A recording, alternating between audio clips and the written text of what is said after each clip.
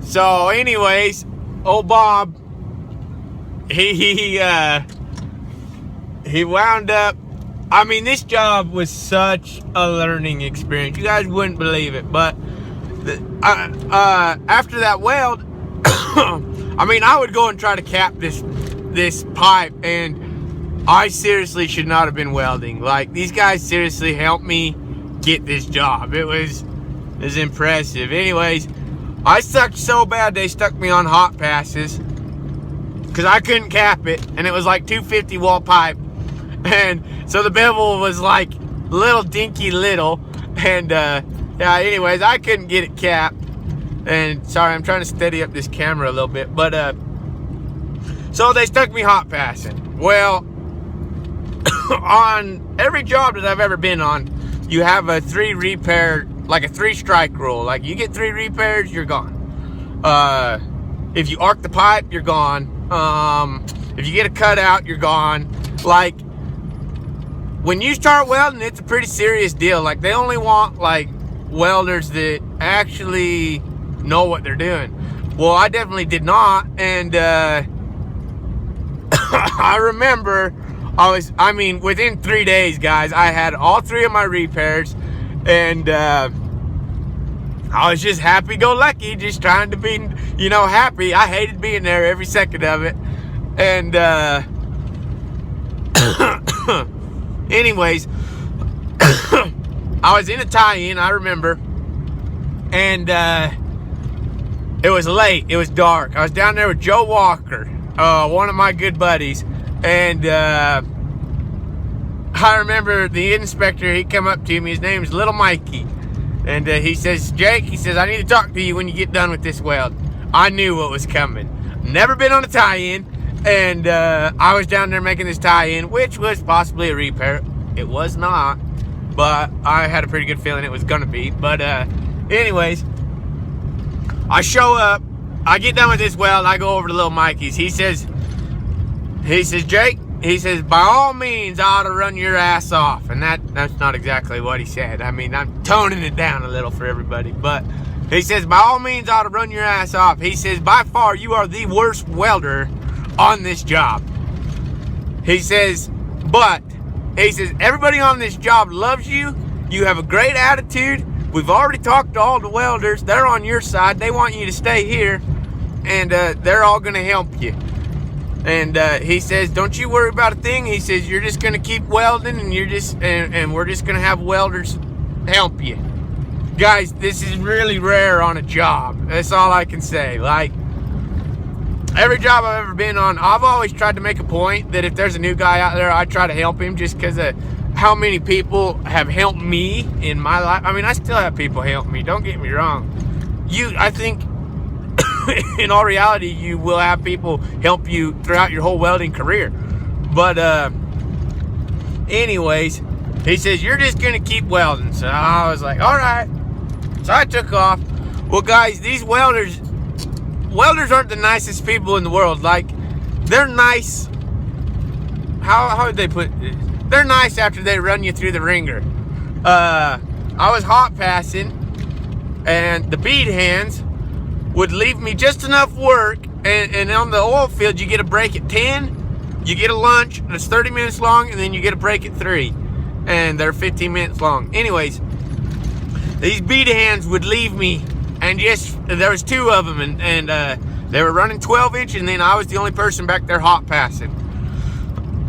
Guys, these welders would ride me all day. They'd sit there and honk and yell and just cause hell through the whole day. And the thing is when the bead goes in the pipe, you have 5 minutes to run a hot pass into this bead, or else it's a cutout. Well, these bead hands would leave me just enough work that when it came break time, everybody got a break except for poor little Jake. And I would work my butt off, and I would work clear through break, hot passing as fast as I could hot pass, with old Bob yelling at me. and then as soon as I was about 2 joints from catching up, break was over and they were back at it, and they'd leave me just enough to where I'd work all through lunch, and then I would work all through the next break. I never quit welding for like a month.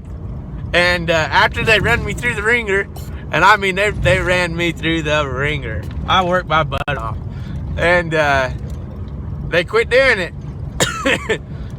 They knew I was there to stay. I was happy every second of the day.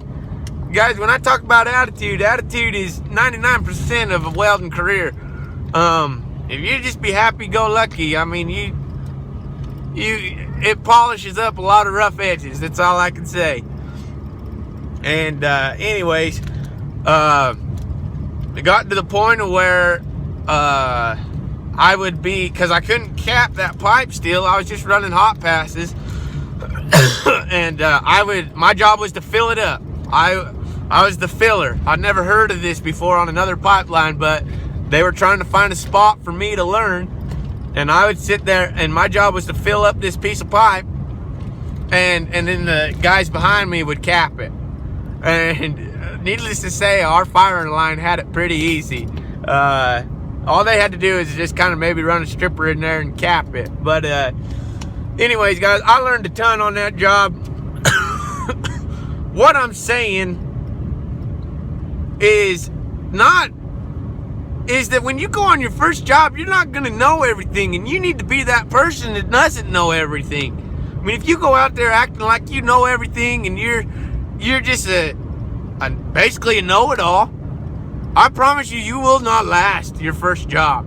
Them welders are going to run you and work the guts out of you until you quit. And that's just how they are. And if you manage to stay on there and you make it through that job, none of them are going to help you get another job if you're a know-it-all.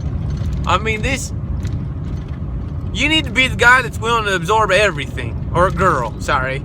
And, I mean, you need to be willing to just learn from everybody. But I hope that story, that was my first welding job. Guys, I got run off of my second job because I didn't know how to fabricate. Well, that's a whole nother story, and I'll tell you that story. That had something to do with my father-in-law and one of my good buddies, Richard. They told me that a welder needed to make 22-inch welds minimum. And so I worked my butt off, and I got 3 repairs, and they were a little more strict about the repairs, and they run me off of that job. But it made me a good fabricator. Now 22-inch welds isn't that hard.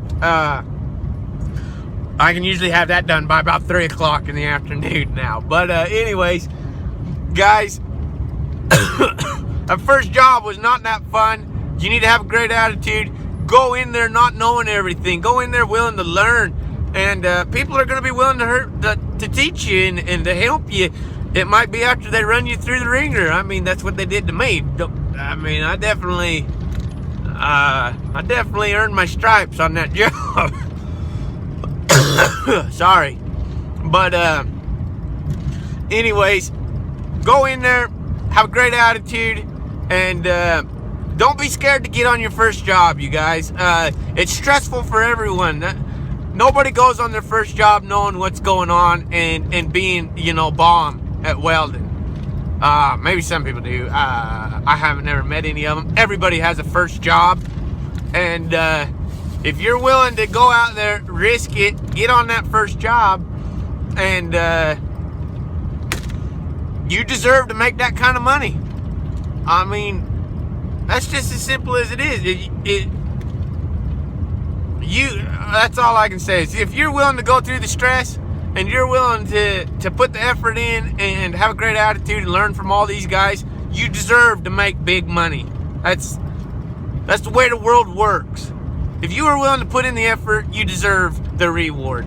And welding definitely has its rewards. So anyways, everybody be blessed. Like, subscribe, comment, share this with everybody that's trying to break out welding or break out into any kind of career. I mean, everybody has a first job in any career. But anyways, be blessed, and we'll talk to you guys later. Oh, and I'll do a rig walk around one of these days. I just barely got a welding bed put on my truck, and not all my tools are in there yet. So it might be a little while. But anyways, thanks guys. See ya.